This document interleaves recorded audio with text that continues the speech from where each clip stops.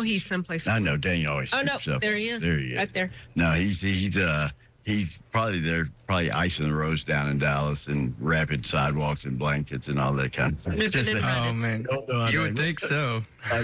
Daniel, what's the weather like down there? It is cold, but it's not as cold as Amarillo. But us Dallas folks, we have to put on a few extra layers when it gets below 40 degrees. So more like below 50. You guys are panicking. Daniel, we've seen the pressures in the Middle East height. We just saw that the U.S. struck some Houthi. We were joking about this earlier. I never liked Houthi and the blowfish anyway, and so they deserved it. But we saw the strikes in the Middle East, and that was the big concern. How many fronts are going to be on, and would this cause? We see in shipping in other areas, the shipping restraints that we put in this area will make prices go up. What about fuel? How are we looking at the price of fuel? We've really been kind of low and had a good average here the last couple of weeks. It's been steady as she goes, but that situation in the Middle East could certainly change things. Crude oil prices did hold this week. They didn't really go up much, sitting around $72 a barrel for West Texas Intermediate. Amarillo still has the lowest average in the state of any of the 27 major metros in the state. Now, the price did go up about 2 cents on the week. It's sitting at $2.68 today.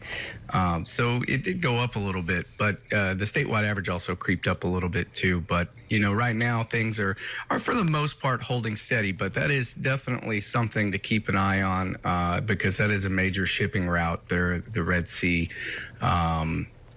where that is taking place. Yeah. Very dangerous, Well, we've heard it, and we've heard it from coast to coast. It kind of came in last week. It's really going to intensify. We're just really at the tip of the spear now.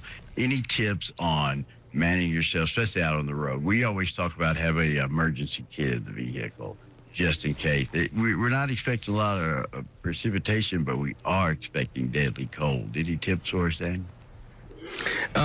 So certainly if you're going to be out and about, it's not a bad idea to have a few extra blankets, coats with you. If something happens to your vehicle, it loses power, you're out in the dangerous cold. Right. It's certainly, you're going to want to have a few extra layers just to stay warm, especially if you don't have heat. So an emergency vehicle kit, always the way to go.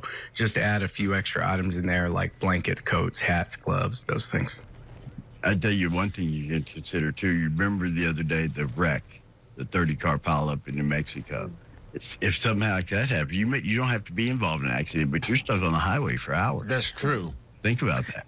So having some few blankets, some basic supplies, some energy bars, maybe some water in the trunk.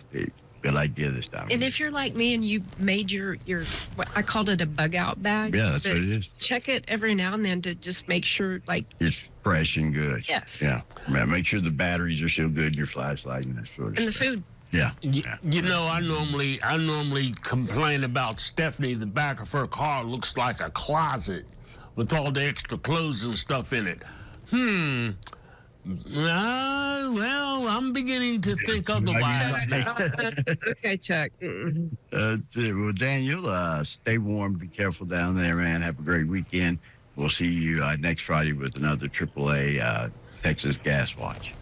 Stay safe, guys. Thanks. All right. Be careful. Stay warm there. Daniel Armbruster, good delight to join us each and every week. And let us know what it's going to cost for Steel Low.